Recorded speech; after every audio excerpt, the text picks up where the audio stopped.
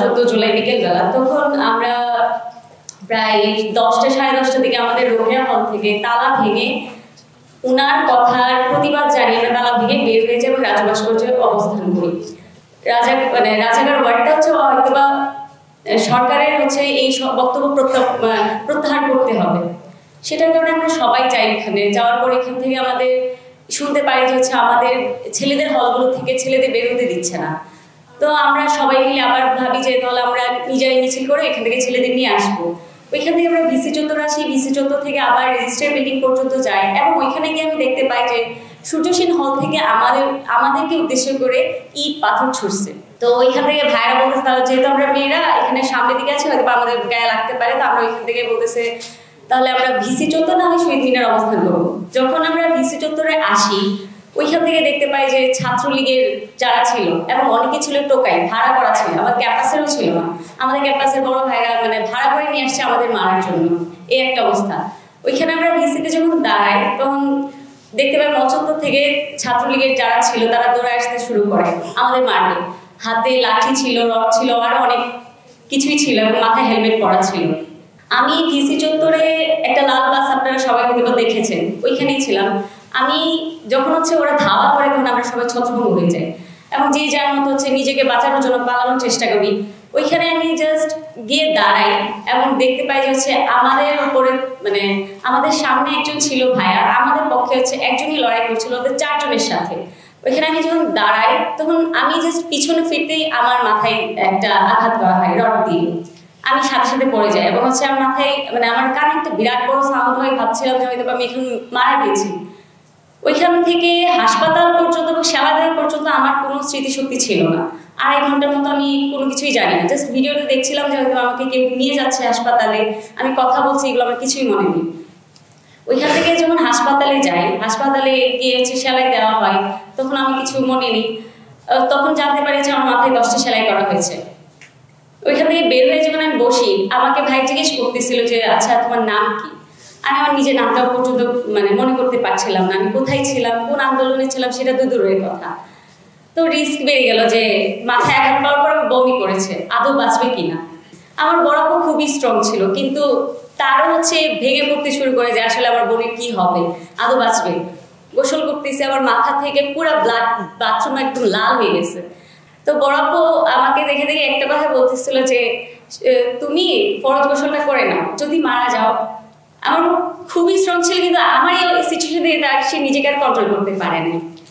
ওইখানে আবার মাঝখানে ইন্টারনেট বন্ধ করে দেওয়া হয়, কোথায় কি হচ্ছে আমরা জানি না, এবং বলা হচ্ছে যে আন্দোলনকারীদের ধরে নিয়ে যাওয়া হচ্ছে, বাসায় গিয়ে পুলিশ রেড দিচ্ছে। একটা সাউন্ড হলে ভাবতাম যে এই বুঝি পুলিশ আসলো।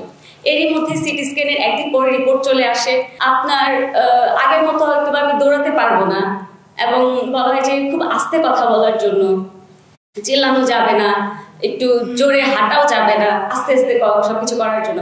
ওয়ান কাইন্ড অফ আমার চাঞ্চলতা আমার হারিয়ে যায়। মহাখালী আশেপাশে টিবি হাসপাতাল, ক্যান্সার হাসপাতাল, ওইখানে ধরেন কোনো রকমের ড্রেসিং করানোর মতো ইনস্ট্রুমেন্ট ছিল না, যার কারণে আমার বড় বাধ্য হয়ে উনি নিজেই হচ্ছে আমাকে ড্রেসিং করানো শুরু করে।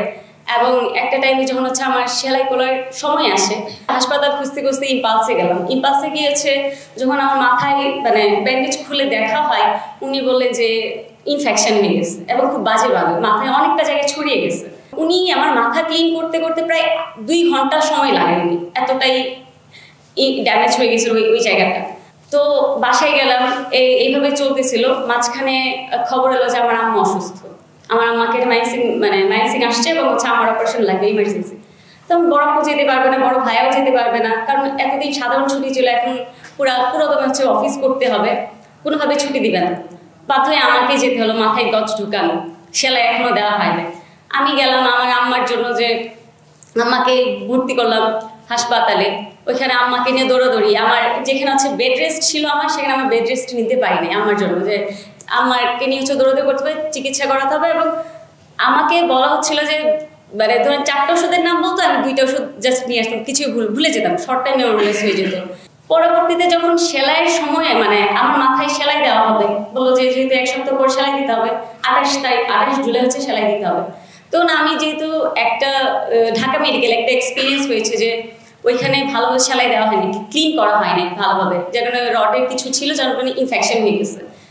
যান বাঁচানোর জন্য জাস্ট ওইখানে সেলাই করে দেওয়া হয়েছে। তো আমি গেলাম ময়মনসিংহ স্বদেশ হাসপাতালে। ওইখানে গিয়ে যখন আমি বললাম যে হচ্ছে আমার সাথে এরকম এরকম হয়েছে, তো আমি কি করতে পারি, আজকে কালকে সেলাই দেওয়ার ডেট, তো আমি এর জন্য আগে একটু খোঁজ খবর নিতে আসছি। তো ওই ডাক্তার আমাকে ডিরেক্ট বলে দিল যে এখানে আন্দোলনকারীদের কোনো চিকিৎসা দেওয়া হয় না।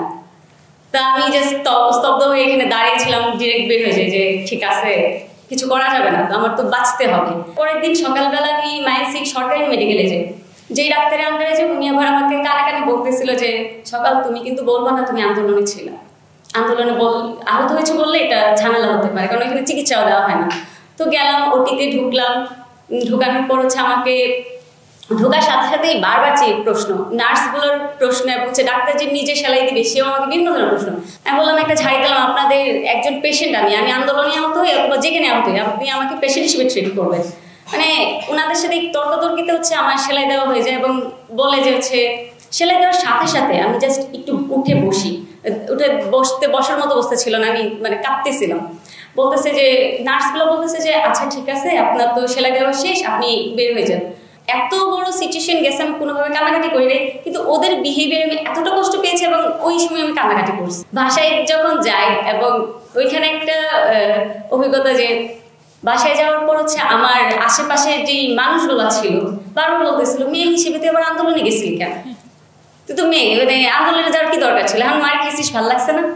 আমি তখন জাস্ট তাকাইছিলাম, আমি কিছু বলতেও পারি নাই, বললে আমার গ্রামের বেয়াদব মেয়ে, এরকম প্রত্যেকটা মেয়ের বাসায় গিয়ে বলি যে যেহেতু আমাদের একটা এরকম ঘটনা ঘটছে এবং সরকার তো আমাদের পুরো পাখির মতো মারতেছে যে জায়গায় হবে, তো এটা আমার অবশ্যই প্রতিবাদ করা উচিত। তো ওইখানে যাওয়ার পরে মেয়েদের কালেক্ট করি, এবং ওই দিন রাতেই হচ্ছে আমাদের এই প্ল্যানের কথা আমাদের নেতাকর্মীরা, আমাদের উপজেলার চেয়ারম্যান, ইউনিয়ন পরিষদের চেয়ারম্যান, মেম্বার যারা ছিল সবাই জেনে যায়, এবং ধরে ধরে সবাইকে ফোন দেওয়া এবং বাসায় পাঠানো হয় যে আমাকে বলা হয় যে তুমি যদি বের হও তোমার ফ্যামিলির ক্ষতি হবে, তুমি কি তোমার ফ্যামিলির ক্ষতি চাও, এবং আমার আব্বা আমাকে ছেড়ে দেওয়া বলে যে আপনার মেয়ের যদি ক্ষতি না চান আপনার মেয়েকে বের হতে দিবেন না।